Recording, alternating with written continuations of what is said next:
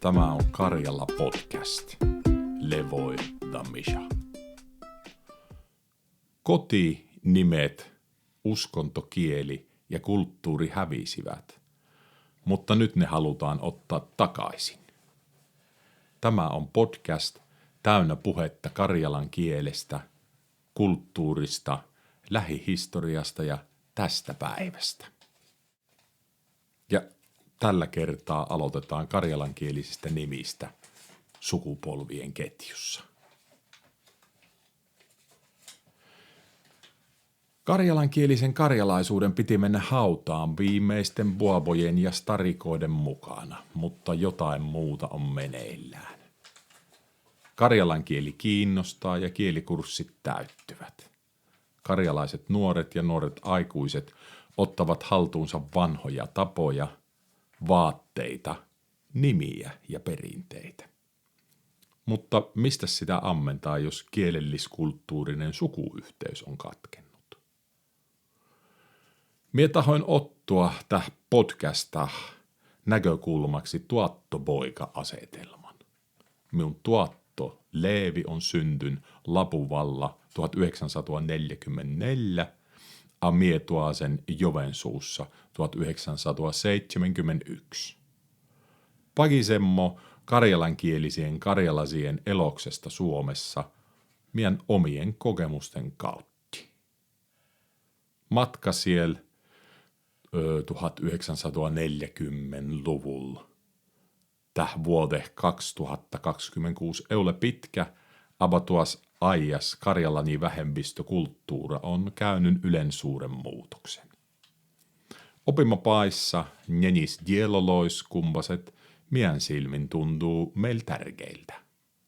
Toivota, jotta itse kenkin löytäis mien paginois mitahto ammennettavuo. My pagisemmo karjalaksida suomeksi, sille kuin viime vuosina olemmo tuoton kerpaissun. Tuoton ensimmäinen muamonkieli oli Karjala sitä koispaisti. Suomalani kansakoulu piti tuosen huolen, jotta vähäsillä Suomesta tuli vahvempi kieli. Nyt otetaan itse levoikin kerralla. Terve tuotto. Ja terve. Ihan mukava pakista oman esikoisbrihan brihajun kanssa kerralla. Mitäpä sie tuotto itse muistat sinun omasta muamon kielestä, livo kansakoulusta, omasta koista?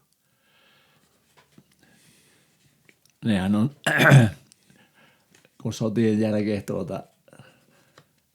tultiin ja me on niin pieni brihaittu, niin ne on semmoisia sirpaleisia muistoja vähän sieltä sun tieltä. Hyvässä sekä pahassa. Etupäässä hyvässä. Ei oikeastaan sitä pahua ollut muuta kuin silloin, kun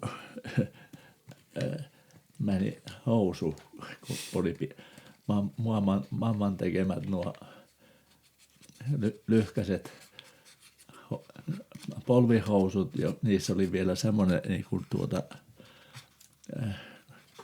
nappi, jolla se niin kuin henkselin tapainen pantiin kiinni ja ne oli hyvin hankalat aukasta ja niinpä sitten aina sattuikin ne itseksiä, kun oli sen muistan, että kun sitä isompaa talua Närekorvia rakennettiin, niin monta kertaa meni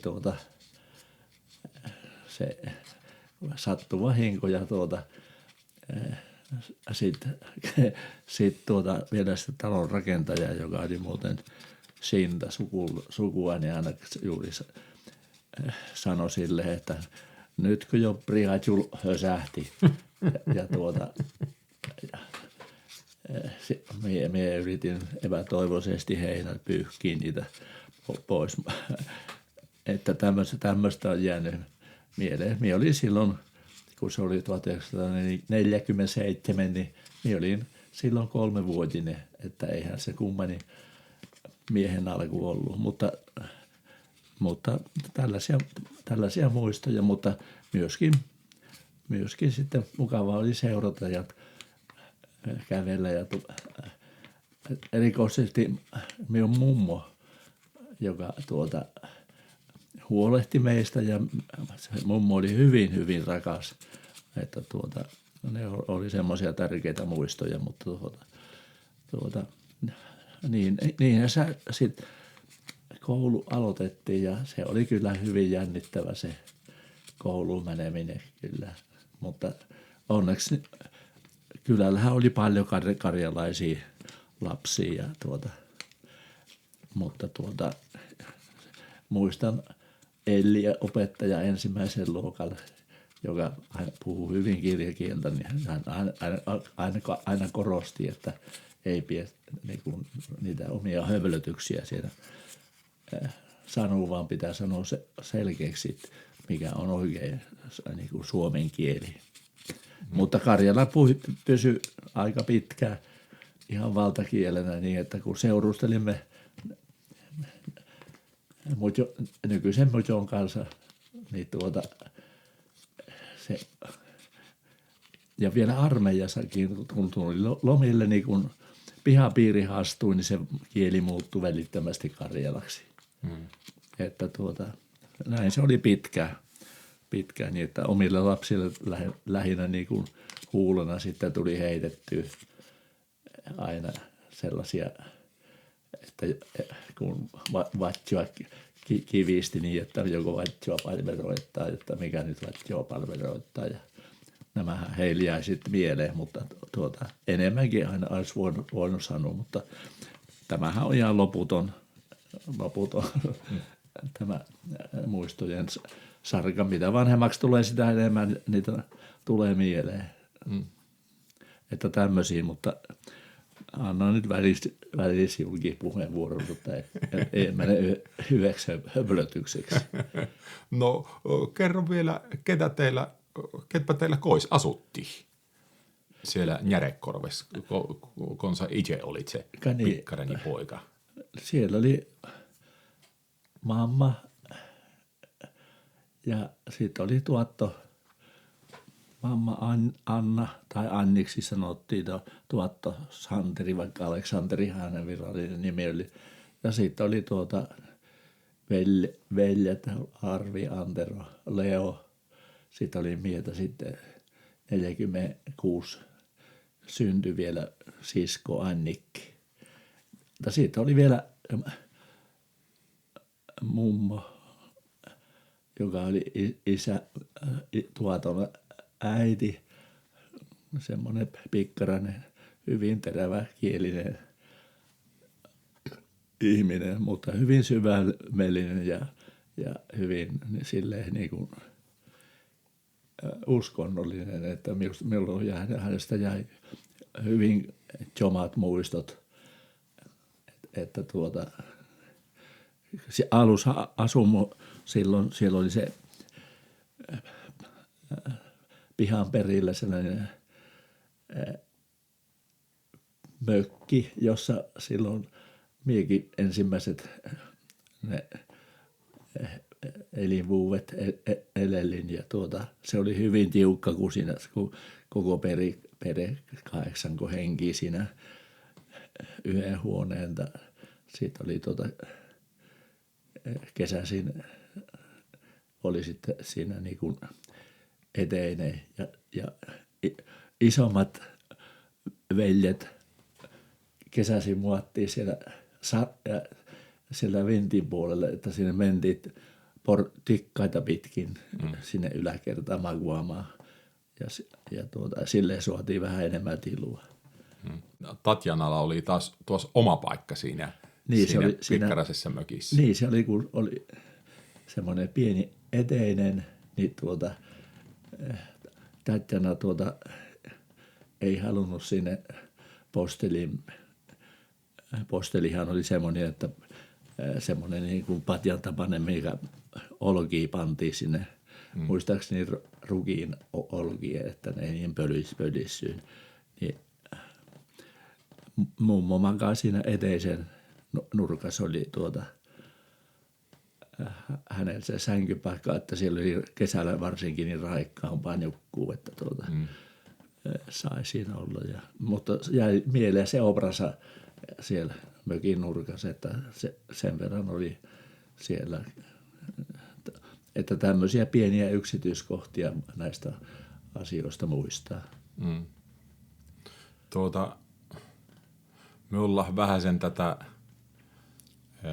karjalan kieltä, me brihatsut otettu aikuisiällä enemmän haltuun, voi sanoa. Ja yksi tapa sitä on ollut meidän pagina-illoissa, Suistamolla sen pagina-illoissa kerran kuussa vastaavuta Teamsin kautta. Siellä olet ollut hyvin ahkera pagina-iltoon osanottaja.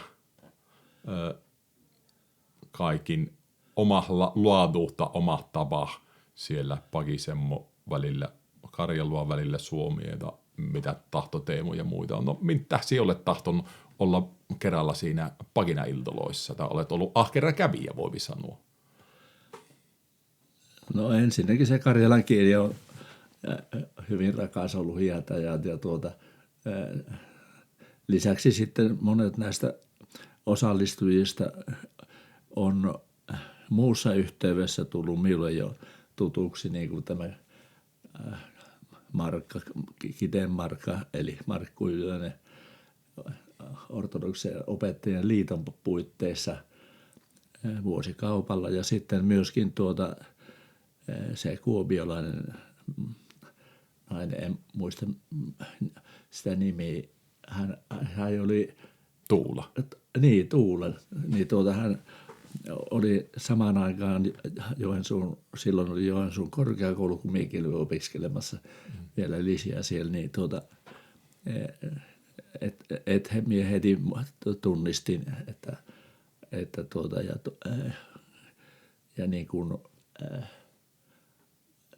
tunsin jo ennestä ja sitten on tullut myöskin monia muita siinä tutuksi ja se on ollut jotenkin sellainen hyvin kotoisa ja ennen kaikkea hyvin suvaitsevainen ja semmoinen lepposa puitteilta, että se on niin kuin tietynlainen virkistyskeinos ollut ihan, että muutama kerta on jäänyt väliin, kun ei näiden teknisten vehkeiden kanssa on sotkenut omaa syytä suurin osa, mutta ne on kuitenkin harvoja kertoja. Joo, se minusta tuntuu itselläkin, jotta monta kertaa sen jälles on ihan virkistynyt mieli. Ja se on ehkä siinä itsellä ollut kaikin tärkein, kun on eri ikäistä, kun on ihan nuorempua tai sitten on vanhempua siinä välillä. Se on semmoinen minun mielestä tärkeä. Myö liian herkkä vähän sen kuplauvuta, jotta onko niin kuin Etelä-Suomessa tätä ja päivännousu Suomessa, Itä-Suomessa tätä ja vanhukset tätä ja nuoret tätä puhetta puhutaan. Mutta sitten kun yhdessä kerävytään tai vähän sen toinen toista kuulla, niin siinähän on mahdollisuus oppia kaikenlaista uutta näkökulmaa. En tiedä, tarkoititko sitä, kun puhuit siitä suvaitsevaisuudesta, jotta siinä on turvallinen olo voi sanoa mitä tahansa. Niin, siellä ei niinku sitä tuomitsemisen henki ole ollut ollenkaan. Että se on ihan poissuljettu kaikki. Että jokainen sanoo niitä omia mielipiteitä, oliko ne sitten jollei mieleen tai vähemmän mieleen, mutta ne on arvokkaita asioita kaikki. Totta. No, mä nähkö niihin nimilöihin tai sukupolvien ketjuun. Minun pitää sanoa, että minun itsellä tuo Karjalani nimi, miehen itseätä kutsun lyhimmillä Levoin Mishaksi. Siinä yhdissytä siun nimi tai minun nimi. Se on jotenkin rakkahaksi itselle tullut, kun sitten yhte chieppi kaikin nimet tukkupanna. Eli sen karjalainen nimi muodostetaan ja sen lukeminen aloitetaan oikeastaan siltä lopusta. Eli oma nimi pannaan viimeiseksi. Ja lyhimmillään siihen tulee, niin kuin minä käytän Levoin Misha, eli se on minun nimen edessä on sitten oman isän nimi. Ja sitten kun panna se ukki Dieto eteen, niin sittenhän minä olen niin kuin Santerin Levoin Misha. Tai sitten kun otetaan vielä Bravo Didi, kumpanen tuossa oli Pejon Ondrej, niin siinähän tulee jo se Pejo eli Feodor, tai sitten Ondrej eli Andrei, kumpanen oli se kirjoihin pantu nimi Ondreilla. Niin kaikki, voipi sanoa se lähiketju on siinä mukana. Ja nämä nimet voi muodostaa sekä isälinjan että äitilinjan kautta. Joskus minulta on kysytty, että mitenpä sen suopiko sen, millä tavalla sen suopi laittaa. Ja minun tapa myös niin kuin ikään kuin näissä karjalaisuuteen liittyvissä asioissa niin on myös suvaitsevainen, että minun mielestä se, jos sinä tunnet itsesi karjalaiseksi, niin sinä voit muodostaa sen karjalaisen nimen. Siinä ei passia kysytä siinä nimen muodostamisessa, tai sitten, että sen ei tarvitse olla patronyymi. Minulla on monta karjalasta ystäviä, kumpaset sitten käyttää sitä niin kuin äitilinjaa. Tai sitten sillä tavalla vaikka, jotta jos on ukki ollut karjalainen, niin se otetaan se ukin nimi, ja sitten muomo on tuossa ollut karjalainen, niin otetaan se ukin nimi ja muomon nimi ja sitten se oma nimi siihen laitetaan, jotta aika monta eri versietä minä olen sitä nähnyt käytettävän. Ja se olet siitä tuottu niin kuin Santerin Levoi lyhimmillä, Santerin Leevi, Santerin Levoi. Mutta tämä Pejon Ondrej, aika pikkaraset lapset oltiin ja sieltä on jäänyt hyvin mieleen tämä Pejon Ondrej. Minusta tuntuu, että se välillä muodosti semmoisen myyttisen erikoisen hahmon meidän Brihatsuloin mielessä, jotta mitä kummua tämä Pejon Ondrej on. Mutta Pejon Ondrej siis oli siun ukki Andrei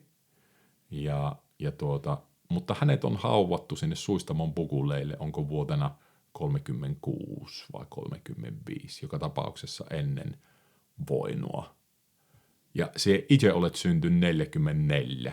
Mintä sinulla on ollut se Pejon Ondrej, sitä olet tahton kertoa, että miten sinulla ei voi olla omia muistoja, mutta sinulla on vaan ylenäjän kerrottu tiettävä, niin kuin sinäkin olet jatkanut sitä tarinaa tästä Pejon Ondrejsta, minun Bravo Didistä. Niin lapsena niin kuin se Pejon Ondrej kuulosti jotenkin pelottavalta, että mistä se johtuu, että se varmaan johtuu siitä, että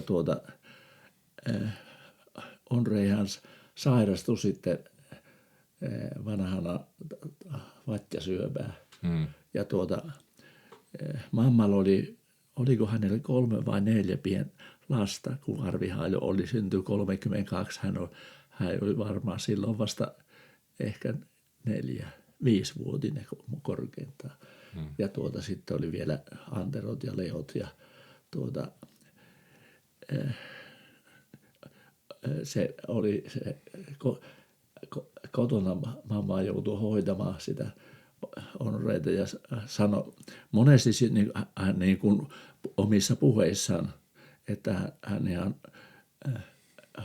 horjui väsymyksestä ja sitten kun minä näin myöhemmin albumassa hänen kuva. Hän joutui sairaalaan sitten siitä ylirasituksesta, Sortavalan sairaalaan. Joo. Ihan, että oli kuin luuranko. Että siitä se varmaan johtui myöskin se, että se Onrei ajatus tuli siitä, että se oli jotain pelottavaa.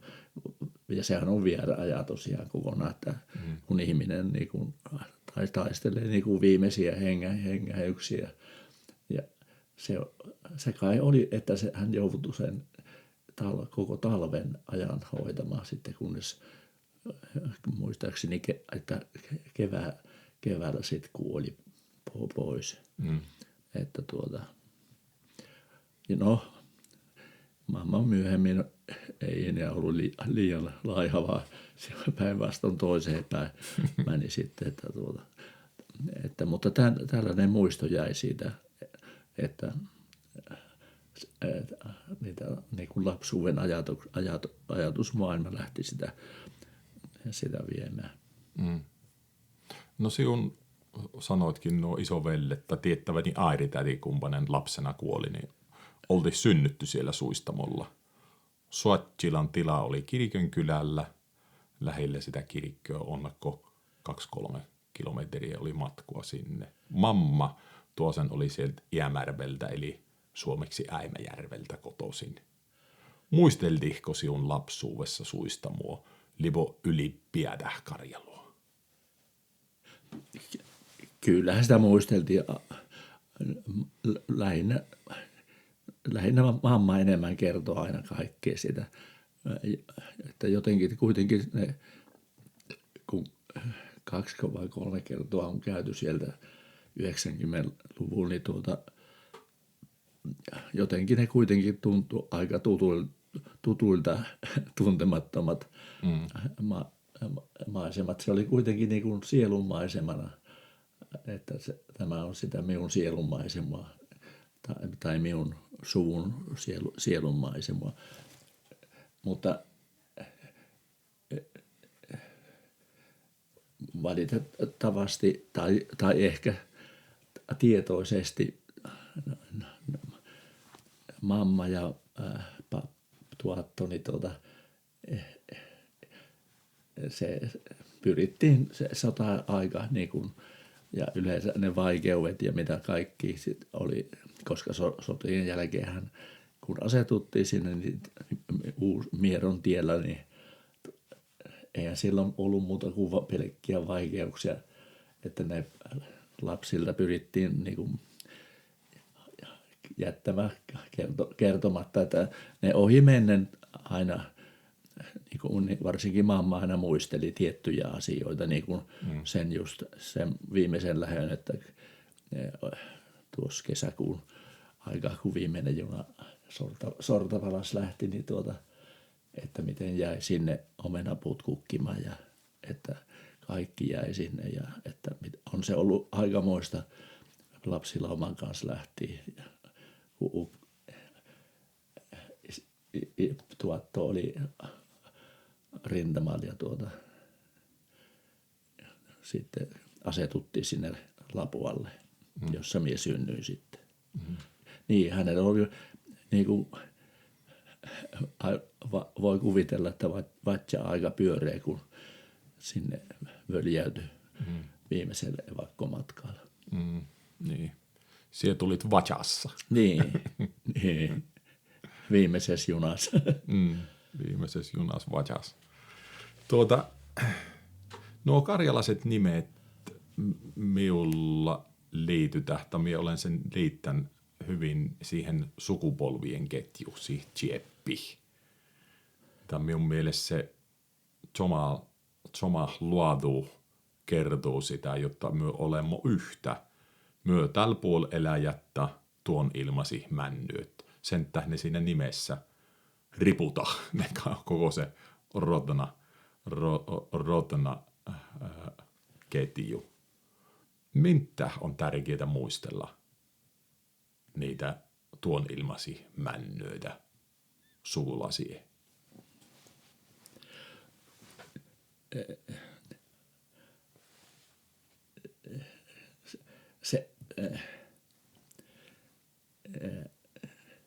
se on sellainen asia, että se on niin kuin ihan luontainen jo pikkuprihajusta lähtien.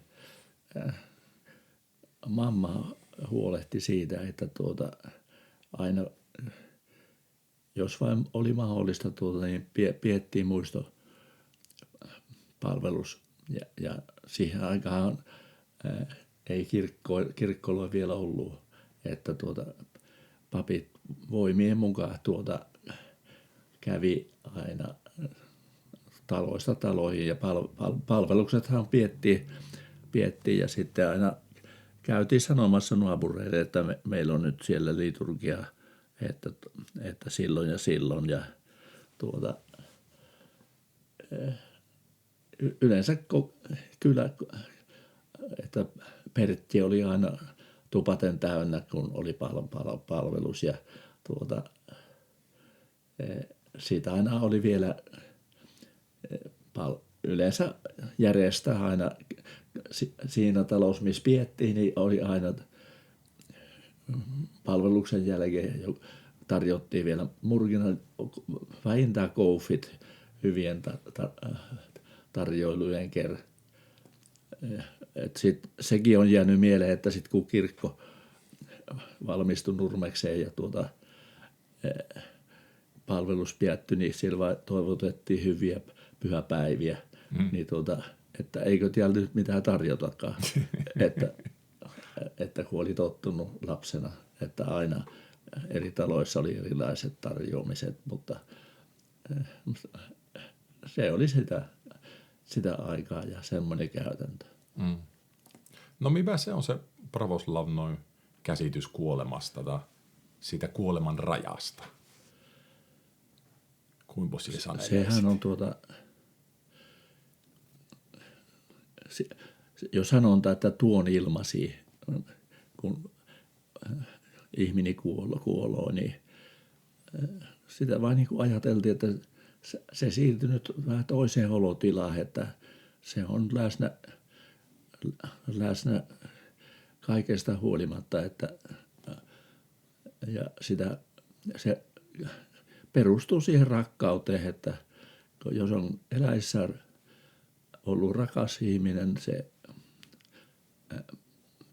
pois nukkunut, niin eiköhän sitten voi olla edelleenkin sitä samalla tavalla rakas, että muistetaan niin pitkään kun ajatellaan, että sitten kun tulee minun vuoro siirtyy tuohon ilmasiin, että toivottavasti minunkin kohdalla on samalla tavalla, että on muistajua. Eli toisin sanoen, että minunkin puolesta rukoushuokaukset jatkuu niin kuin tämä mennyt myöskin. Minulla oli itsellä jäänyt se mummon justin sitten aina kun iltaisin kävin tavallaan prihatsjuna vakoilemassa, miltä näytti mummo, niin mieleen on jäänyt se, että useimmiten aina oli mummo siellä obrasaneissa rukoilemassa, että hyvin kauniina muistona.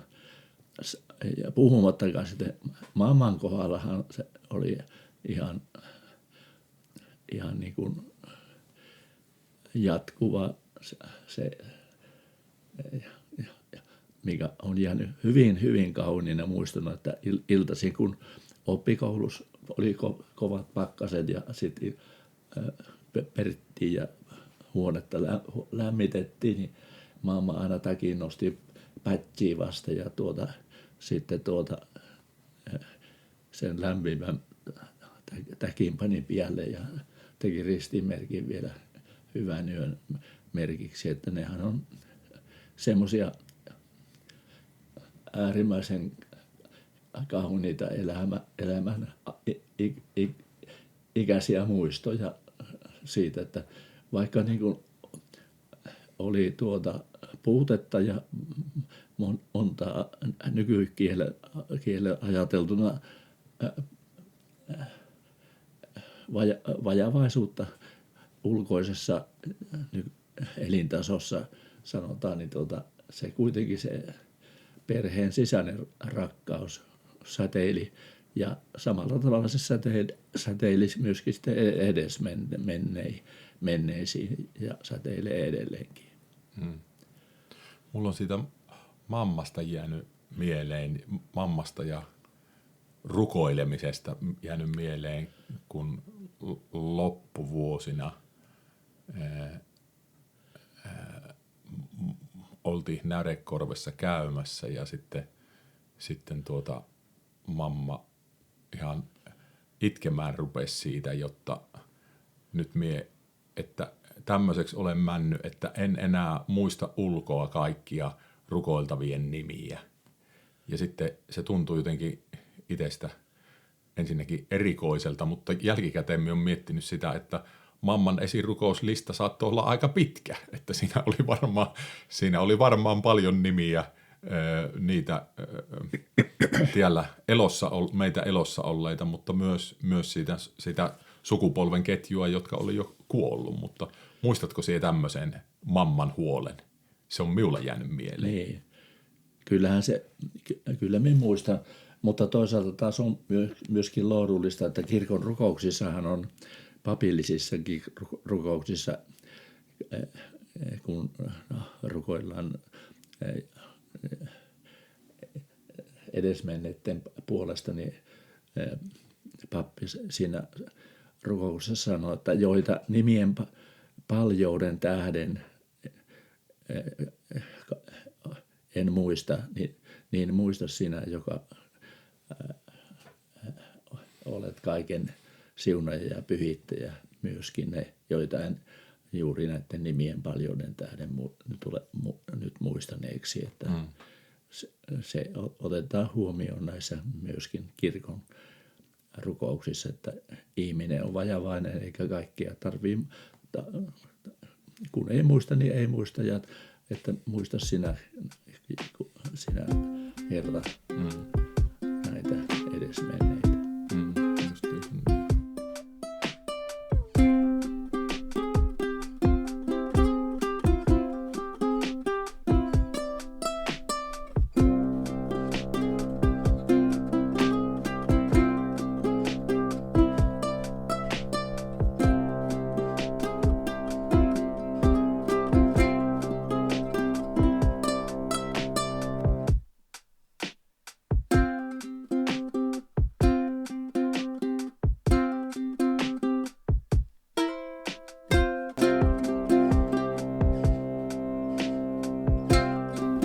Niin, sitä jäin vielä miettimään, jotta kun tämä karjalaisista nimistä puhuminen tai karjalaisen nimen muodostaminen, niin kuin miekin sitä itseätä olen luonut Levoin Misaks oman Mika Saatsin nimen rinnalla puhumaan, niin sehän on vähän sitä karjalaisuuden ikään kuin uudelleen haltuun ottamista, mutta aika paljonhan siihen matkaan sieltä 50-luvun alusta tai 40-luvun sodan jälkeisestä ajasta tähän päivään, kun tullaan, niin sitten taas on tehty toki sitä nimiä suomalaistettiin jo aiemminkin, sekin on tiedossa, mutta niin kuin sotien jälkeenkin jatkettiin sitä nimien suomalaistamista.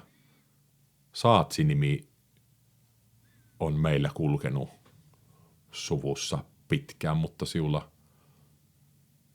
Levoi oli vielä vähän tiedossa myös muutamia esimerkkiä näistä sukunimien suomalaistamisesta.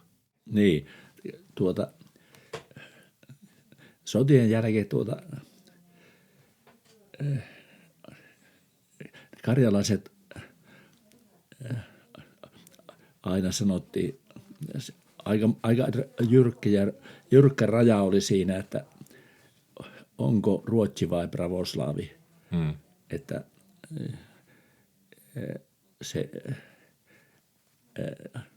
tämä liittyy myöskin nimiin ja tietysti se ei tarkoittanut sitä, että kun muutti nimeä, niin tarvii muuttua ruotsiksi.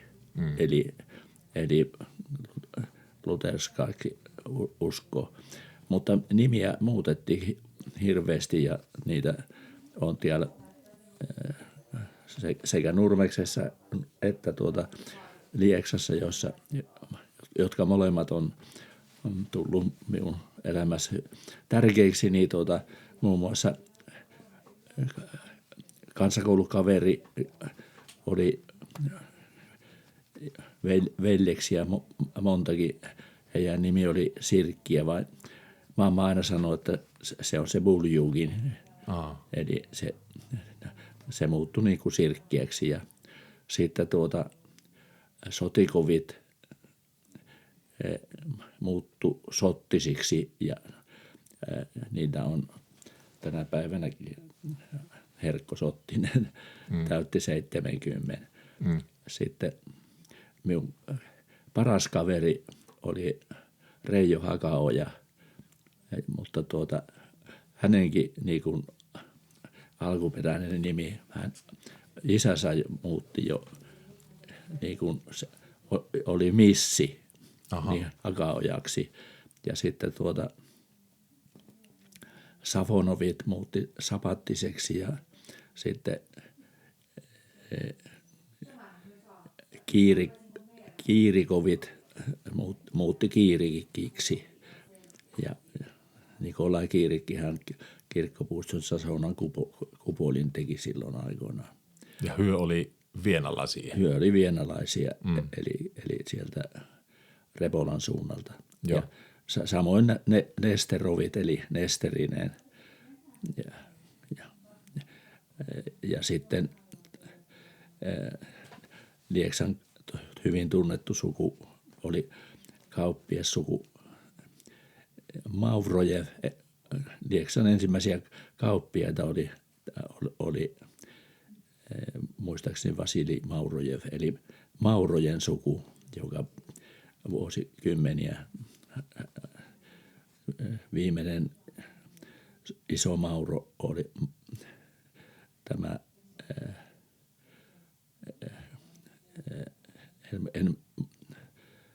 en muista mikä oli etunimi, mutta kauppaneuvoksen arvon sai vielä. Ja samoin sitten myöskin kauppiassukua oli tämä Dobrinin, eli Rotko. Joo. Muutti nimensä. Ja sitten myöskin Maurojefit oli sieltä Repolasta, jotka muutti Maurosiksi. Joo. Sitten, ja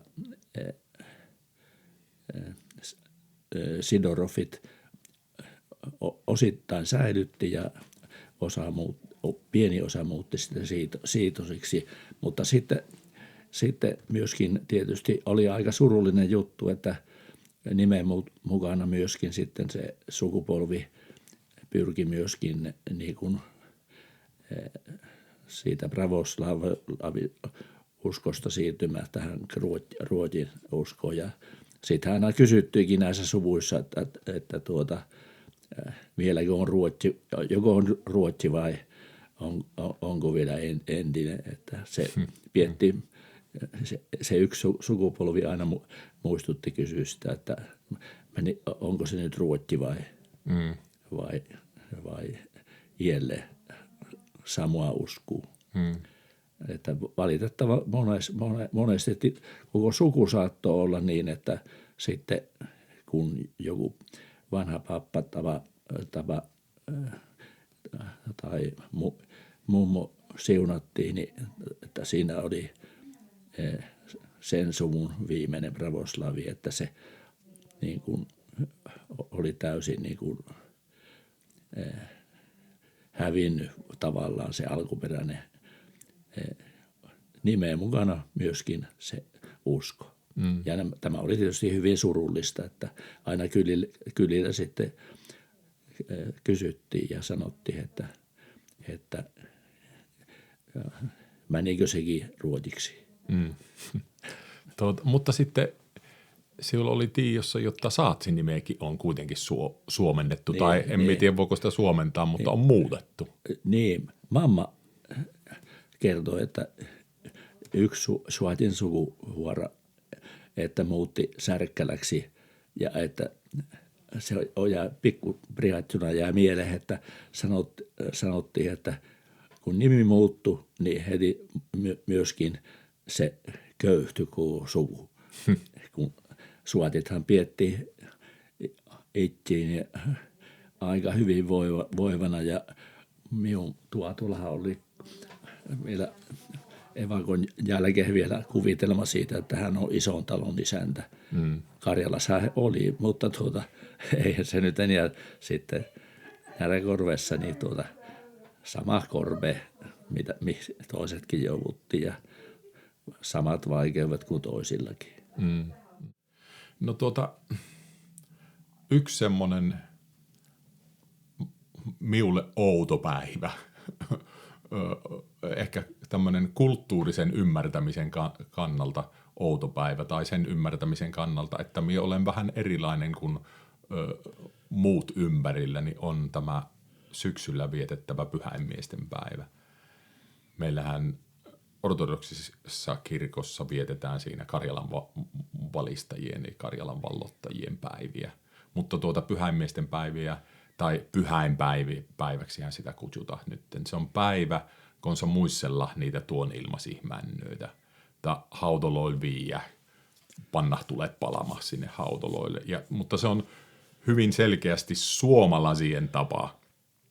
Ja siitä minä sen olen tokajinnun, jotta katso vai kun minä olen karjalainen, niin minulla on vähän outo olotulo siitä, jotta nyt yhtenä päivänä vuodessa, kun minä vien sen kynttilän haualle tai sitten jouluna sen toisen kynttilän, kun itse on kasvan siihen ajatukseen, jotta jokai suovattan myö muistelemaan niitä edesmennyitä joka lauantai. Tai kirikös, joka kertoo kun kirikkö ihan mihtahto pikkara se chazona männä, niin myö voimas on tuohuksen ottua tai panna sen palama sinne vainajien muistelupöydälle ristien silmättä rukoushuokaus edesmännöön puolesta lukies siinä. Eli tavallaan se pyhäinpäivä on kertonut minulle, jotta niin, tämä ei ole minun tapa, vaan minun tapa on eriluotuinen. Ja sen minusta on tärkeää puhua myös siitä, niistä karjalaisista tavoista. Ja tämä on oikein jotenkin se vainajien muistelu ja karjalaiset nimet liittyy minun mielestä hyvin vahvasti toisiinsa minun omassa mielessä ja ehkä siinä omassa karjalaisuudessa tai oman karjalaisuuden ytimessä. Mutta kun nuo mitä kerroin, lauantai-päivät ja sitten tuohusten viennit, niin sehän on vain yksi tapa vielä muistella. Meillähän on hyvin paljon ikään kuin vainajien muistelua ortodoksisessa kirkossa. On erityisiä muistelupäiviä, jolloin käytiin haudalla, vieltiin vainajalle syömistä, mieleistä syömistä tai erityisesti makea syömistä, mutta kerropa tuotto levoisiahan ole pravoslavnoin buatuska myös itse, niin tiedät tarkka se, jotta mittyiset ne meidän karjalas-ortodoksien tavat on. Mitä muuta vainajien muistelua meidän tapoihin kuuluu? Tämä pyhän päivän muisteluhan perustuu roomalaiskatoliseen käytäntöön, joka on siirtynyt tähän luterilaisen kirkon piiriin. Sehän on suora jatke siitä. Joo. Mutta ortodoksisen kirkossahan on useampikin niin sanottu vainajien yleinen muistelu ja syksyllähän on lokakuussa tämä Demetrioksen lauantai-päivä, joka on vainajien yleinen muistelu ja sitten sittenhän on ennen suurta paastoa ennen kuin suuri paasto alkaa silloin laskiaissunnuntai on viimeinen päivä ja sitten sen jälkeen on niin sanottu puhdas maanantai eli ensimmäinen paastopäivä, niin sitä edellisenä suovattana eli lauantaina on kaikkien askeesissa kirkastuneiden pyhittäjien niin kuin muisto. Eli toisin sanoen, että kaikki edesmenneet, niin kuin, se on hyvin kaunis ajatus sikäli, että kun alkaa suuri paasto, niin myöskin nämä edesmenneet ovat henkisesti, hengellisesti mukana tässä suuressa paastossa. Eli he niin kuin kilvoituksissa kirkastuneet edesmenneet. Mutta myöskin sitten suuren paaston lauantai, siinä on aina niin kuin vainajien muistopäivä. Ja sitten on myöskin ennen helluntaita, eli helluntaita edeltävänä lauantainahan on sitten myöskin vainajien yleinen muistelupäivä, eli jolloin toimitetaan tämä vainajien yleinen muistopalvelus, eli parastaasis. Joo. Eli se kulkee, ja kun ajatellaan vielä nämä, niin kuin äsken sanoit, nämä lauantait, jo itsessään on. Ja sitten myöskin, että kun kirkkoon mennään, niin kun niitä tuohuksia ostetaan ja laitetaan, niin oikeastaan tuskin monta ihmistä on, joka ei vie vainajien muistopöydälle melkein ensimmäiset tuohukset aina. Eli siis ajatellaan, että edesmennyt riemuitseva seurakunta on myöskin mukana tässä yhteisessä eukaristiassa, eli kiitospalveluksessa. Mm-hmm. Niin, eli tavallaan silloin siinä ehkä eukaristiapalveluksessa, liturgiapalveluksessa, niin siinä ollaan ikään kuin yhdessä myös. Niin. Me ja he, jotka ovat menneet ennen meitä. Siis niin kuin taisteleva ja riemuitseva seurakunta kohtaavat. Niin. Joo, se on kyllä hyvin kaunis ajatus, että siinä ollaan konkreettisesti niin kuin läsnä vielä. Eli ajatus, etteikö niin kuin vainajien muistelu olisi turhaa, niin se on täysin niin kuin ortodoksiselle kirkolle ja ortodoksiselle ajattelulle aivan vieras ajatus. Eli ne kulkevat. Eli rakkauden siteet pysyvät tämän ilmaisten mukana ja myöskin tuon ilmaisen siirtyneiden mukana.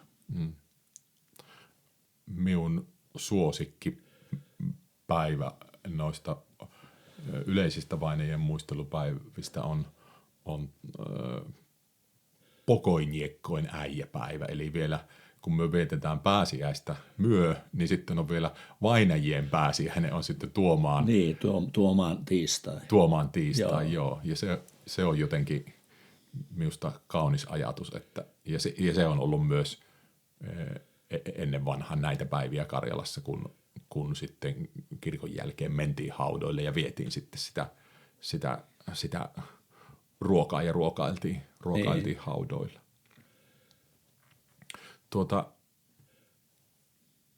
Niin me ajattelemme myös, että se raja kuolleiden ja elävien välillä on ohut.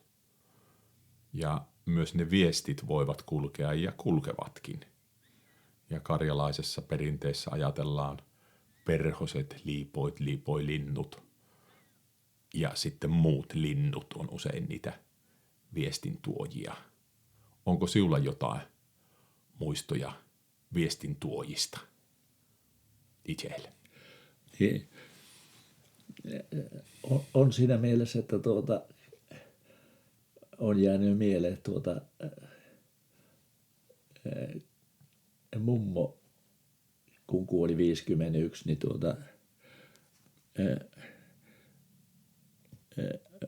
hän oli sitten jo kovin huonossa kunnossa viimeisinä aikoina, niin sitä en muista, että oliko se ennen mummon kuolemaa, niin palokärki, niin kuin konekivääri, sehän kun hakkuapi, niin se täräyttää, että se tulee kun pyssyn suusta se täryyttäminen, että niin siellä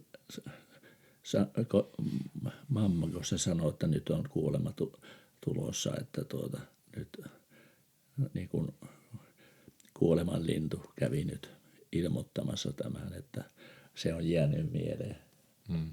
Enkä yhtään ajatellut, että onko se tarua vai muuta, vaan se miettii sitäkin asiaa ihan luonnollisena. Että.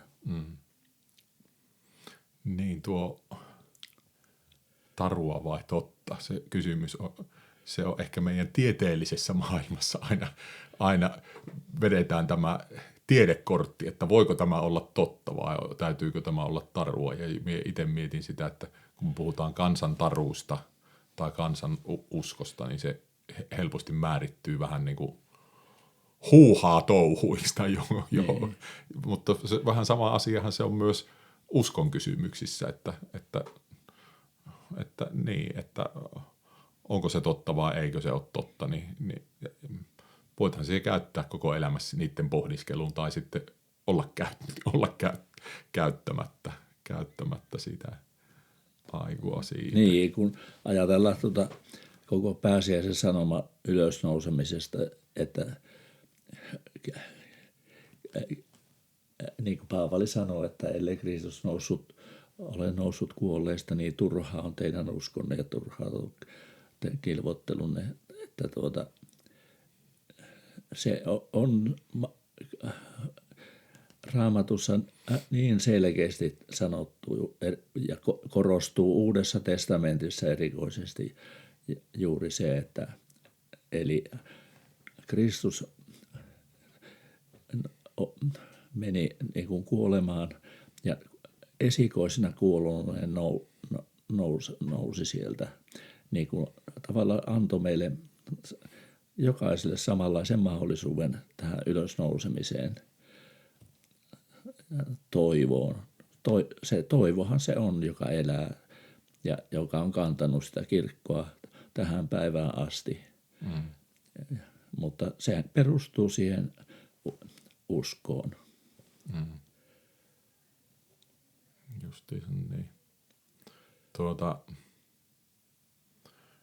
Minullekin tulee mieleen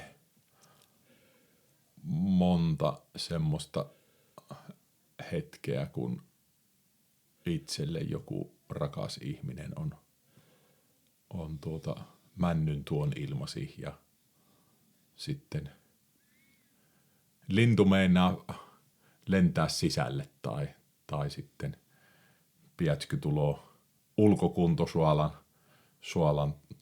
vierelle lentämään. En ollut ikinä nähnyt piätskyä siellä, mutta minulle itselle yksi rakas ristikansa, kun oli kuollut, niin minä olin ulkokuntosuolalla ja rupein katsomaan, että mitä tuolla lentää, että tuloo siihen vierelle, että minä kyllä tiesin, jotta tässä minulle sitä viestiä tuotiin, jotta tiellä vielä ollaan.